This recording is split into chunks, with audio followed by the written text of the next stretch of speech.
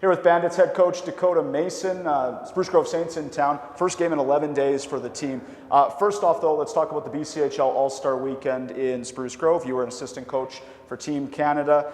Congratulations on winning that game and getting to be part of that experience. Just what was your takeaway from the week up in Spruce Grove? Yeah, it was a great weekend. I think weekends about like that are about getting the talented players in the league.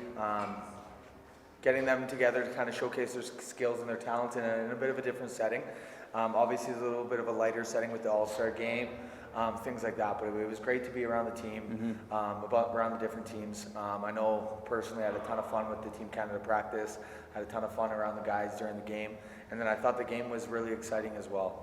The competitiveness was really high. Obviously, there weren't a ton of hits, but both teams really wanted to win. Both teams had really good performances, and like I mentioned earlier, I thought it was a great weekend, not only for the league, but to showcase the players as well. Well, I'm glad you were there, so we had someone represented in the game. Unfortunate about Dante and Alexi not being able to play. But the good news is Harry Alberg and Zach DeLoe played the night before in the College Prospects game. What do you hope they got out of that experience? Yeah, I thought that both of them had good games. I thought earlier in the game, it took a little while for both of them kind of settle down and play their style of game, but I thought Dells moved the pucks well, had a few shifts on the power play, and I thought Harry was that power forward that he's become for us down the stretch. So yeah, I thought both of them did a great job of representing themselves and then representing the Bandits as well. And then the pull away from that is for them to be around those uncommitted players in our league as well, and just get a better understanding of where they stand and who they got to fight with to try to get those college commitments. And I think our guys did a really good job of showcasing their talents in that environment.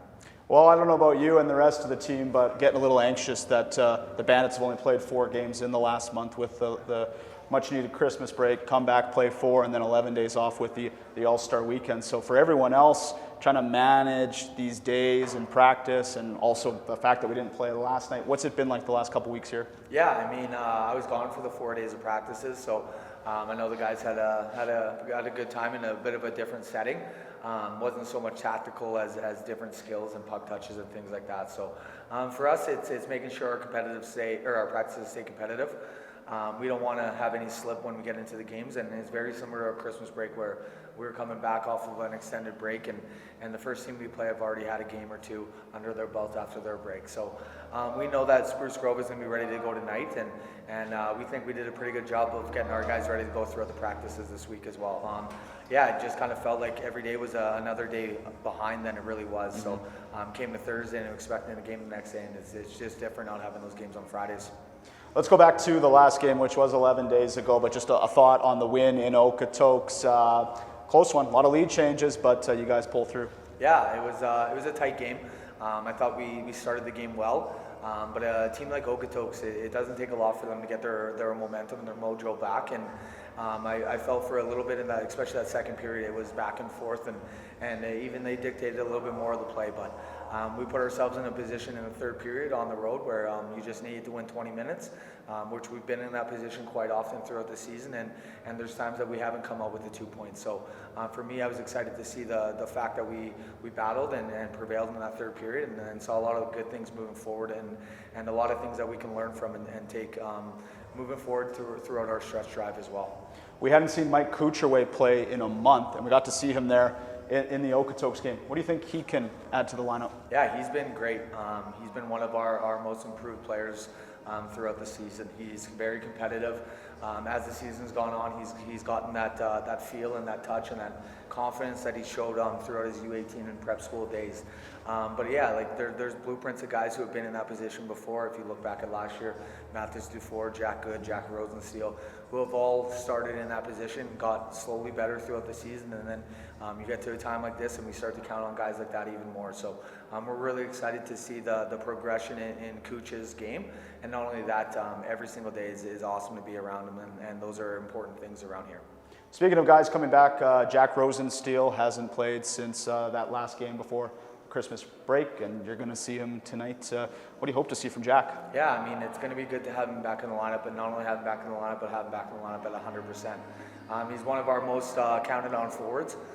He's good defensively. Obviously, he has the touch around the net as well. And then you add in the special teams and then the 5-on-5 minutes that he plays for us. He's an extremely important part of our lineup. So to have him back is going to be crucial for our team. So I know he's ready to go, and I know our guys are excited to see him back in the lineup tonight.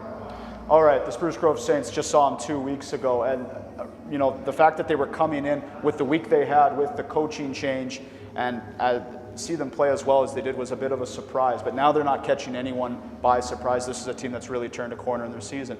What's important for the Bandits to focus on tonight against the Saints? Yeah, I mean, revenge is first and foremost. Obviously, they came in here and they had their way with us. It's not something we like to see at any point, never mind on home ice. So our guys are going to be ready for that revenge tonight. And then back to their systems. They got a good roster. I think they just needed maybe a different voice change. Maybe they just needed different words that they needed to hear to kind of get them motivated. But it's a good group over there. We know what they're capable of. They're hardworking, they're simple, and then they have some talented forwards as well that can put the puck in the back of the net. And then you look at their team defense, it's up there with the best in the league. So there's not a lot of easy ice out there, not a lot of easy minutes. So it doesn't matter who's coaching that team. They're a very talented roster who plays the right way.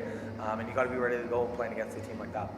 Well, we're looking forward to it. It sounds like with the music coming from the gym, like the players are ready for it too. So I'm excited. The Bandits are back. Looking forward to the game tonight. Yeah, thanks for having me. That's head coach Dakota Mason.